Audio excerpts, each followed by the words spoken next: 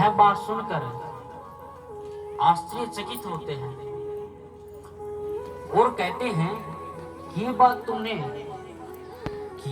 तुम्हें किसने बताई?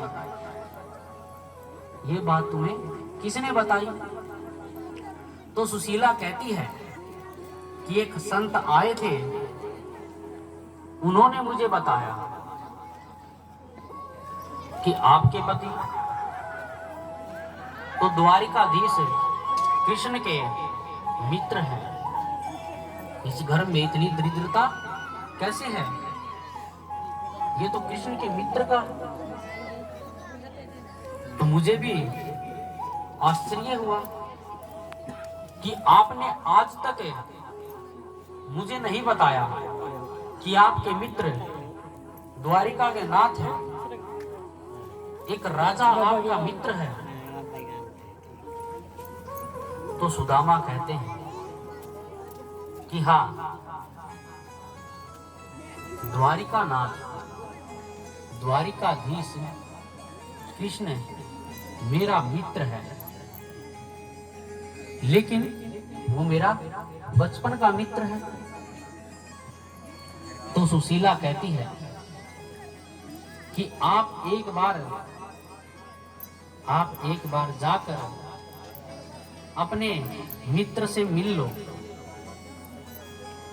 यह बात सुनकर सुदामा जी प्रसन्न हो जाते हैं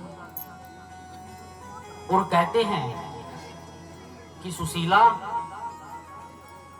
मेरे मित्र से मिलने का मन तो मेरा भी है, लेकिन मैं संकोच करता रहता हूं कि वो मेरा बचपन का मित्र है और वो अब राजा बन गया है,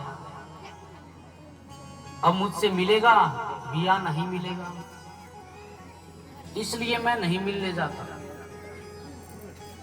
तो सुशीला ने कहा कि मित्र, तुम्हारा मित्र तुम्हें नहीं भूलेगा और तुम एक बार अपने मित्र से मिलकर आओ।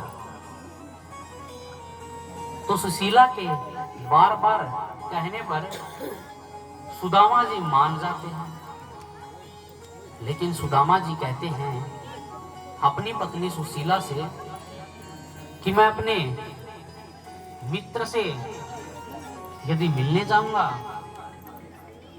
तो मैं खाली हाथ कैसे जाऊंगा, कुछ ना कुछ तो लेकर जाना पड़ेगा। लेकिन हमारे घर में तो कुछ भी नहीं है। तो सुशीला कहती है मैं कुछ व्यवस्था करती हूं। तो सुशीला बाहर जाकर पड़ोस में से 4 मुट्ठी चावल लेकर आती है।